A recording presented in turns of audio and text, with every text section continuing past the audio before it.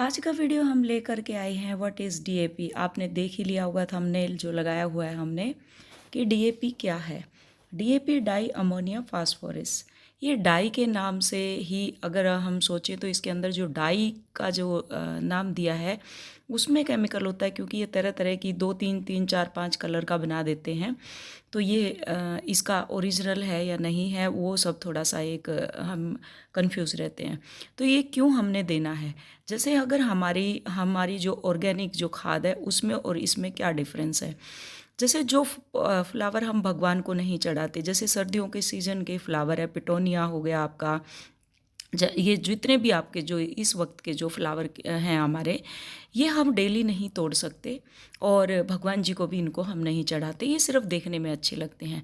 तो इनके ऊपर हम डीएपी का इस्तेमाल कर सकते हैं। और इसका डीएपी, इसके अंदर क्या होता है, 18% नाइट्रोजन और 46% इसके अंदर जो होता है फास्फोरस होता है। ये वर्मी कंपोस्ट को अगर देखें तो ये देखो, ये ऐसे काले काले दाने हैं।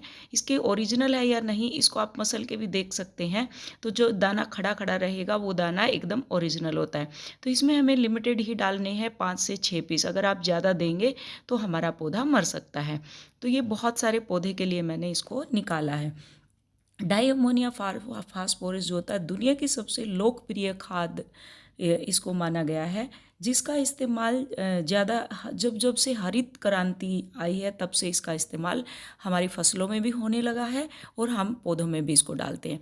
तो ये इस कुछ पौधे मेरे ऐसे हो गए थे जैसे मुरझा रहे थे कि ये डोरमेंसी में जा रहे हैं, मरने वाली कंडीशन में है और उनकी फ्लावरिंग कम हो गई है। तो इसको पहले मैंने गुडाई की है और गुडाई के लिए मैंने एक नाइफ़ रखा हुआ है, जिससे क्या होता है कि जो एक्स्ट्रा खरपतवार है पौधे की वो निकल जाती है। तो इसको देने का क्या फ़ायदा है, इसको देने का फ़ायदा है कि हमारे जैसे एक होता है कि हमारी सिर्फ स्टेम और अगर आप पत्ते चाहिए तो वो हमारी खाद ऑर्गेनिक जो खाद रहती है उससे बन जाते हैं। उसके बाद हमें फ्लावर की रिक्वायरमेंट रहती है। तो जब फ्लावर की रिक्वायरमेंट हमें होती है तब उस टाइम पे हमें 5 से 6 दाने, आप गमले के अकॉर्डिंग देख लेना।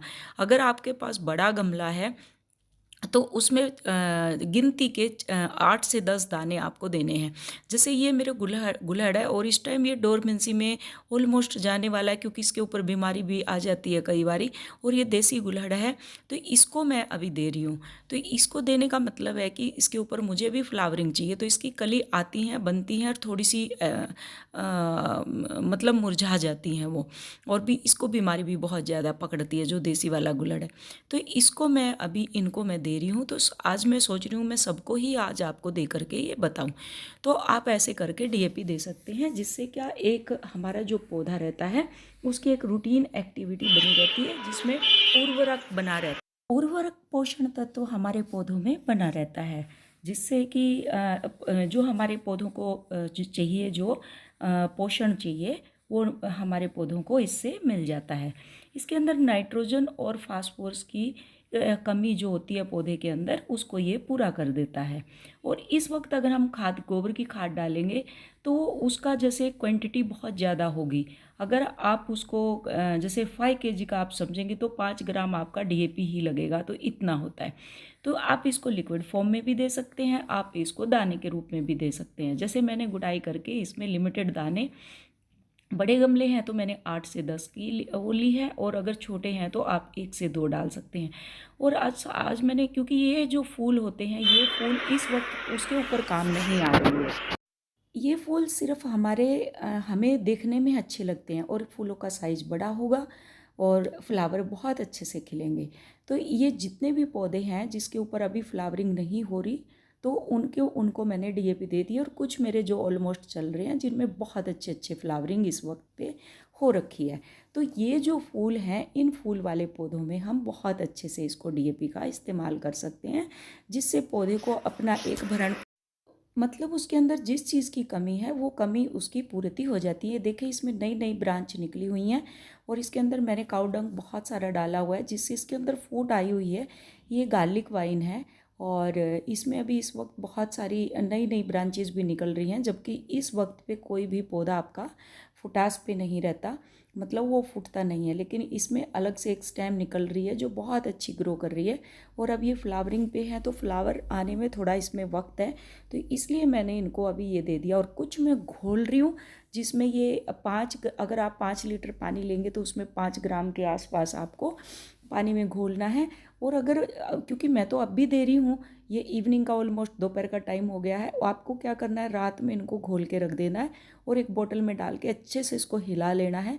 तो मैं मोस्टली हाथों का ही यूज़ करती हूँ, मैं ज़्यादा उस पर नहीं वो करती कि ये डंडी से करो या लकड़ी से करो, क्योंकि वो पौधे भी हमारी स्मेल और सेंस को पकड़ते हैं, तो इसलिए मैं ज़्यादातर उनमें अपने हाथ ही, आपने देखे होंगे, तो मैं बहुत अच्छे से अपने हाथ ही यूज़ करती हूँ।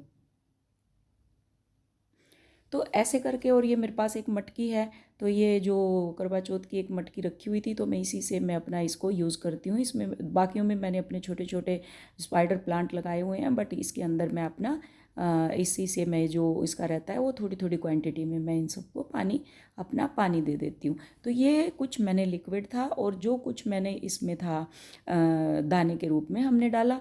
अब इसके फ़ायदे तो बहुत सारे हमने देख लिए कि डीएपी के फ़ायदे क्या है, अब इसके नुकसान क्या है। इसका जो नुकसान है, अगर आप इसमें एक्स्ट्रा क्वांटिटी में आप डालेंगे, ज़्यादा मात्रा में अगर आप डाल देंगे, तो उस वक्त पे ये पौधे जलने का बहुत खतरा रहता है।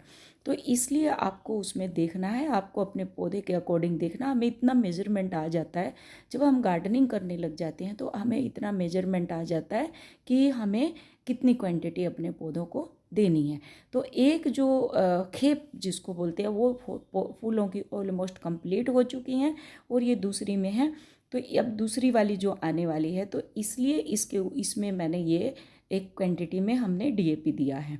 तो ऐसे करके आप भी अपने पौधों में इसको दे। जो लग रहा है आपको कि अभी ये फ्लावरिंग इसमें नहीं हो रही, कि फ्लावर एक रुकी हुई है, उसकी ग्रोथ रुक गई है, फ्लावर रुक गया, तब आप ये डीएपी का इस्तेमाल कर सकते हैं। तो ऐसे ही छोटे छोटे टिप्स और ट्रिक अपनाएं, आप भी अपनाएं, और अपनी बगिया को ऐसे ही हरा भरा करें और खुशहाल रहें, सुखी रहें, स्वस्थ रहें।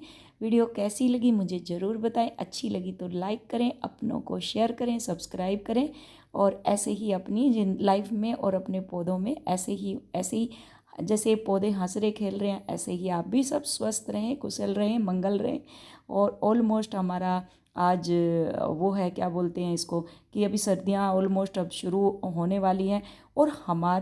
और अगर हम दूसरे स्टेट में देखें, जैसे हमारा हिमाचल है और या जो पहाड़ी एरिया है, उसमें क्या होता है, एकदम अच्छी वाली जिसको बोलते हैं प्योर सर्दी पड़ती है।